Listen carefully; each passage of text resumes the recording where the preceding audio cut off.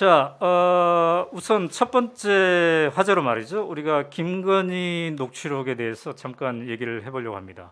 왜냐하면 아까 위원장이 말씀하셨다시피 국민의힘에 들어간 과정이 마지못해서였다고 했는데 김건희 씨는 그 서울의 소리의 이명수 기자와의 통화에서 조금 다른 톤으로 얘기를 했습니다. 혹시 그 녹취록 대목을 직접 들어보시긴 하셨나요? 나는 그 녹취록을 직접은 들어보지 못했고 네. 나중에 뭐 신문에 보도된 걸 보고서 내가 뭐 무슨 얘기를 했구나 하는 얘기를 갖다가 내가 알게 된 거예요. 굉장히 그 대목이 짧은데요. 지금 이 자리에서 한번 그럼 같이 들어봐도 되겠습니까? 뭐 들어봐도 좋아요. 네. 김종인 총괄선대위원장 수락했네, 총장님이. 원래 그 양반이 오고 싶어 했어, 계속. 그렇지. 그러니까 누나 말이 다 맞지. 그래도 김종인 그 노인네가 어떻게 그 수락한 거 보면 신기하네. 아이, 본인이 오고 싶어 했어. 근데 계속 자기 좀 그러려고 한 거지. 왜 안 오고 싶겠어? 여기가 자기 그건데. 먹을 거 있는 잔치판에 오는 거지. 네, 저희가 함께 들어봤다시피 본인이 오고 싶어 했다. 왜 안 오고 싶겠어? 먹을 것 있는 잔치판에 오는 거지. 이렇게 오래전부터 오고 싶어 한 것처럼 김건희 씨는 이해를 하고 있네요. 아니가 저서 김건희 씨의 경우는 좀 말을 조심성 없이 함부로 하는 사람이기 때문에 이것저것 전후 사정도 모르고서 그냥 자기가 하고 싶은 대로 얘기하기 때문에 그 말 자체에 내가 별로 신경을 쓸 필요가 없다고 느끼는 거예요. 그래서 지금 이제 기자들도 아마 이 방송을 지켜보고 있을 텐데, 그죠?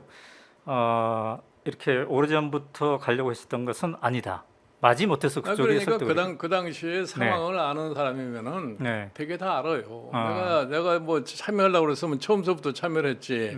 내가 그 한 달 가까이를 갖다가 참여하지 않겠다고 그랬던 건데 그러고서 와서 하도 졸라대고 하기 때문에 내가 참 내가 그날도 그랬어요. 오늘 저녁은 안 된다. 내가 예를 들어서 참여를 하더라도 한 며칠 더 있다 내일이라도 내가 다시 생각을 해보고 하겠다고 그러는 건데 하도 그 우리 저 김재원 의원이라는 분이 그냥 사정을 하면서 얘기를 하고 무슨 후보가 뭐 울산에 내려가기 전에 자기한테 신신당부를 했다고 그러면서 해서 뭐 이왕 참여할 바에는 오늘 저녁에 여기서 이준석 대표도 같이 지금 협력을 하기로 했으니까 그렇게 하는 게 좋겠다. 그렇게 해서 내가 참여를 한 건데 솔직히 해서 내가 가서 윤석열이 후보가 대통령 된다고 내가 그 사람한테 기대할 게 뭐가 있겠어요.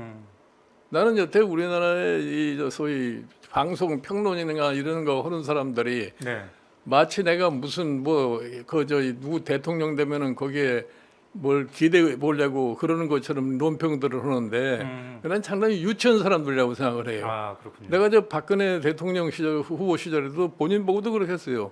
내가 당신 대통령 만들어 달라고 해서 와서 도와주는 거지.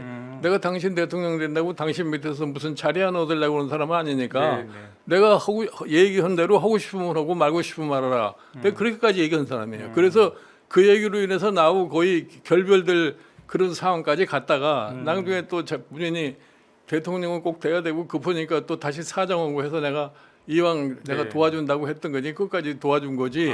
내가 무슨 그 사람이 대통령 됐다고 그 사람한테 뭐 기대가 있겠어요? 내가 솔직히 얘기해서 그래요. 내가 아주 제일 기분 나쁘게 생각하는 게 그런 거예요. 자기 진심에서 자기가 도와달라고 해서 도와주려고 생각하면 그거를 감사하게 생각할 줄 알아야 되는데 이 사람들이 그냥 마치 뭐 내가 무슨 자기한테 무슨 기대하는 게 있어서 그러는 거 아니냐는 그런 불쾌감을 주면 난 더 이상 거기에 같이 협력을 할 수가 없어요.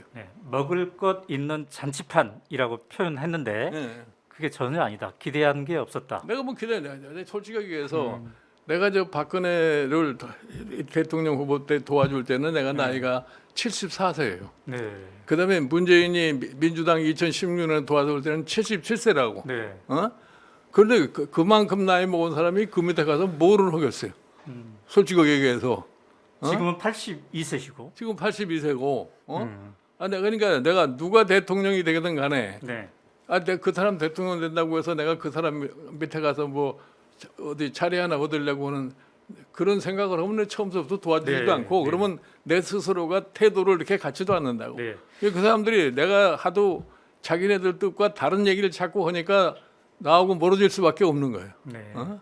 자, 아까 표현에 김건희 씨는 말을 거칠게 하는 사람이다 이런 표현을 하셨는데 김건희 씨를 그 캠프에 들어가기 전후에 혹시 직접 만나본 적은 있나요? 나는 내 윤석열 후보를 만났을 적에 잠깐 와서 같이 앉아 있을 적에 뭐 한 10분 정도 본 거 이후에는 본 적이 없어요. 그러니까 윤석열 후보를 만난 자리에서 김건희 씨를 같이 봤다. 그렇죠. 그때가 이제 최종적으로 위원장을 수락할 때입니까? 아니에요. 그거는 이미 이 경선하기 전이니까. 경선하기 전에. 그때는 이미 이 국민의힘에 입당하기도 전이에요. 어디 호텔 같은 데서 호텔 같은 데서 아니 어디 음식점에서 음식점에서 만났는데 김건희 씨가 10분 정도 동석했다. 예. 그때 그 첫 인상이랄까요? 어떤 남는 이미지가 있나요? 내가 보기에 별로 그렇게 무슨 한 10분 정도 네. 얘기하는 거 들어봤는데 네. 거기에서 뭐 특별한 내가 뭐 인상을 받은 것도 없어요. 그래요. 네. 윤석열 후보 지금 이제 후보죠. 후보가 얘기를 더 많이 하던가요? 김건희 씨가 얘기를 더 많이 하던가요? 그러니까 이제 그 두 부부가 앉아서 네. 그때는 날 보고 좀 도움을 요청을 할 때니까 자기네들 입장에서 뭐 때문에 나한테 도움을 요청을 하냐는 그 정도 얘기를 들은 거지. 네. 그 이상의 것도 뭐 들어본 적도 없어요. 그렇군요. 그 이제 이후에 그 논란이 된 게 김건희 씨가 캠프의 일에도 관여하고 있다. 자기 사람들을 통해서 이런 점도 이제 보도가 되고 있습니다만 캠프에 직접 계실 때 총괄위원장으로 계실 때 그런 걸 느끼셨나요? 나는 그런 거는 절대로 내가 느끼지는 못하고 네. 그 캠프가 뭐 하도 인원이 뭐 한 4,500명 되는 그런 데이기 때문에 네. 어디에 누가 누구를 통해서 들어왔는지 그거에 대한 관심을 가질 필요도 없고 하기 때문에 내가 신경을 쓰지 않아서 그 캠프를 구성하는데 어느 정도 영향을 미쳤는지 난 전혀 알지 못해. 네, 이제 그 녹취록 전체를 본 사람들, 저도 이제 한번 봤습니다만 전체를 가장 제가 그 키워드로 생각한 게 뭐냐면 내가 정권을 잡으면 이런 이 단어입니다. 우리 후보가 정권을 잡으면, 우리 남편이 정권을 잡으면이 아니라 내가 정권을 잡으면 가만히 두지 않을 거야. 뭐 이런 식의 말이 나오는데요. 이 배경은 어떻게 보시나요? 그런 거는 사실은 대통령 후보 부인으로서 네. 적절치 못할 얘기를 한 거래요. 그게. 그렇군요.